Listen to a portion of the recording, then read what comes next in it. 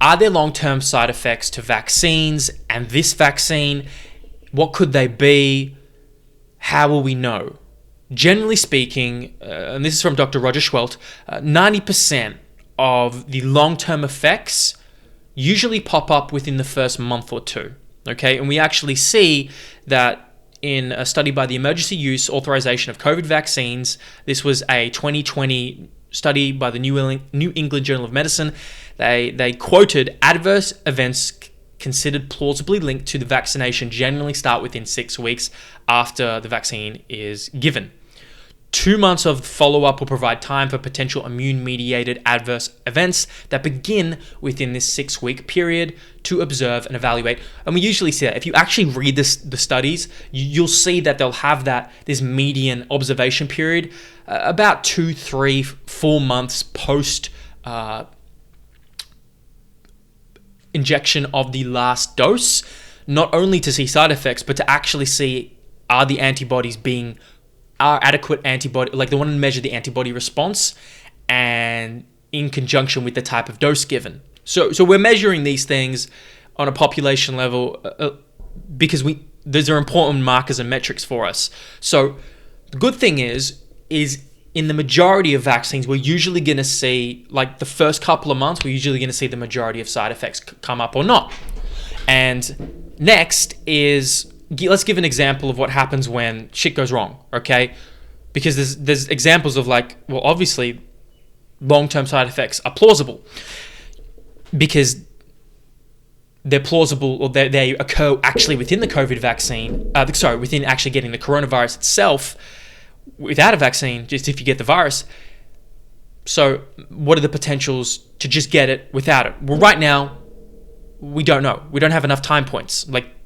There's just not enough data, not enough time. So we're going to see over the hundreds of millions, the billions of people right now who have been administered, we're going to start to see over the next 6 to 12 to 18 months some of these things.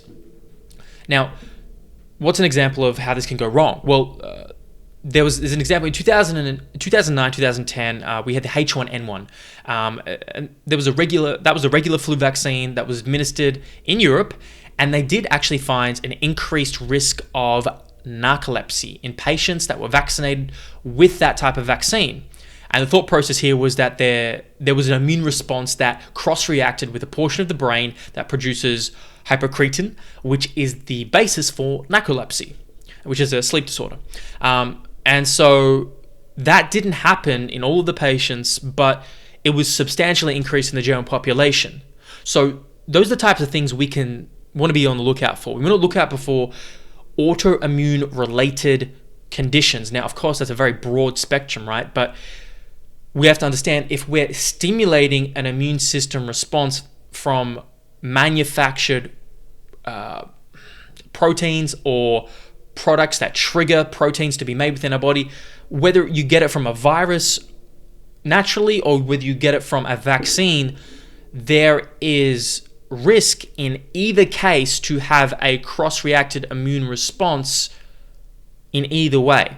So, but what are the risks here? What are the risks of the vaccine versus COVID?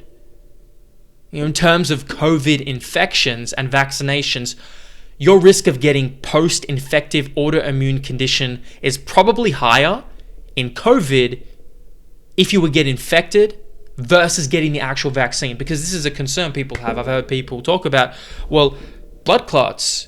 I don't want to risk getting a blood clot from the AstraZeneca vaccine. If you look at actually currently the statistics of how many people actually present with it, it's very, very low. And we'll talk about that later as well. However, the risk of getting blood clots from COVID naturally without the vaccine is much higher, and we'll talk about later in the long extended version of this video, unless you're watching it on YouTube, about that. So anyway, risks of COVID vaccine. So it seems that the risk of post-infective autoimmune condition is higher in COVID. That's what it seems like, okay? But you got to remember, you're going to make antibodies against multiple portions of the coronavirus. So your chances of getting an antibody that might be directed against something in your body is higher when you have more epitopes. Epitopes are antigens. Antigens are the things that are capable of stimulating the immune response and are needed to eventually build antibodies. You need to get the antigen, stimulate the virus, to build the antibodies. So, that's why people do antigen tests. They want to see if you have the virus in your body. So if you get the coronavirus or a flu, you're going to make antibodies against multiple portions of the coronavirus. Now, so you're going to have a high chance of creating more epitopes, stimulating more of an immune system response, comparatively compared to if you were to get the vaccine, particularly the mRNA, you get a very specific portion of the SARS-CoV-2, which we know is the spike protein found in the mRNA vaccine. You see those spikes on the you see those images of COVID, and you got those spikes on the top. It's not for show. Those are the spike proteins that kind of key and lock in. So, because it's so specific, the potential immune-mediated response comparatively to getting the virus from natural means is lower. I'm being very careful with my words. When we're making a statement, we always have to say compared to what. So I am comparing these two variables. However, there's examples of immune responses as a result of infections that can happen rarely in people, and it will come up serious cases of people are going to die of COVID and people are going to die of vaccines. It's going to happen. People are going to die of flus and viruses, and people are going to die of vaccines. It's the nature of it, okay? And people are going to get serious illnesses like Guillain-Barré syndrome. Well known for people who get it's known people get it who get viral infections. It's an autoimmune condition. Antibodies attack your nerves. You get paralysis. You can't walk. You can't breathe. It's terrible. Okay? It's known to happen after natural infection, and it can also happen after immunizations. Both. It's probably higher in natural infections because of the previous things that we just talked about before, than it would be in immunizations. But when we're talking about a pandemic situation, we got to outweigh risks and benefits.